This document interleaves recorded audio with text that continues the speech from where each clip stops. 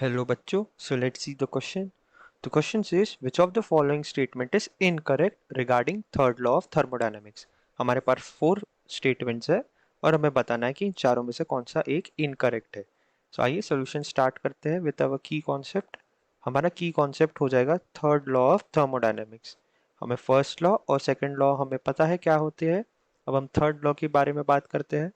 So third law of thermodynamics, तो ये हमें प्योर क्रिस्टलिन सॉलिड्स के बारे में बताता है और वो ये कहता है कि द एंट्रोपी, उसका स्टेटमेंट ऐसा है कि the entropy of any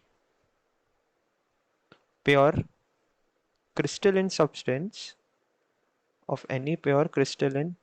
substance approaches zero, substance approaches zero यानी जीरो की तरफ मुड़ता है, डिक्रीज होता है, approaches zero as the temperature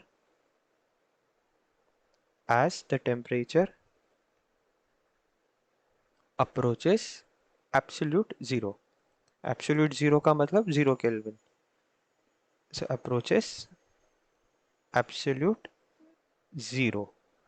यही है entropy, third law of thermodynamics, और this is only and only confined to pure crystalline solids. So ये क्यों होता है हम ये भी बताएंगे. सो अब स्टेटमेंट्स पढ़ लेते हैं क्या कहते हैं. स्टेटमेंट ए कहता है the statement of third law is confined to pure crystalline solids. हाँ, ये सही है, जैसे कि मैंने बार बार बोला, it is only and only confined to pure crystalline solids. ऐसा क्यों है ये हम समझा देते हैं. सो ये ऐसा इसलिए है क्योंकि बहुत थियोरेटिकल हमने बातें की है और प्रैक्टिकल एविडेंसेस ये हमें बताते हैं कि एंट्रोपी, यानी S, entropy of solutions and supercooled liquids, उनकी एंट्रोपी जीरो कभी पहुंचती नहीं है एट एब्सोल्यूट जीरो टेम्परेचर. इसलिए so entropy of solutions and supercooled liquids is not zero. Supercooled liquid is not zero at 0 kelvin. So इसीलिए statement A correct है. Statement B कहता है there is imperfect order in a crystal at absolute zero. ये बिल्कुल ही गलत statement है, यही हमारा आंसर हो जाएगा, क्योंकि there is perfect order, not imperfect. There is always perfect order, इसलिए हमारा आंसर हो जाएगा ऑप्शन बी. ऑप्शन सी कहता है the calculation of absolute values of entropy of pure substances is done from thermal data alone.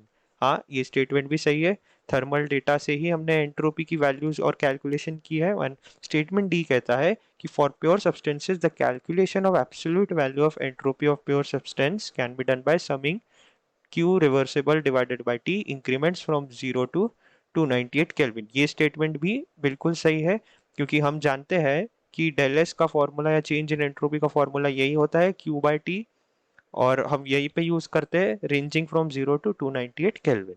So therefore the correct option and the incorrect statement is option B. I hope you understood this well. All the best.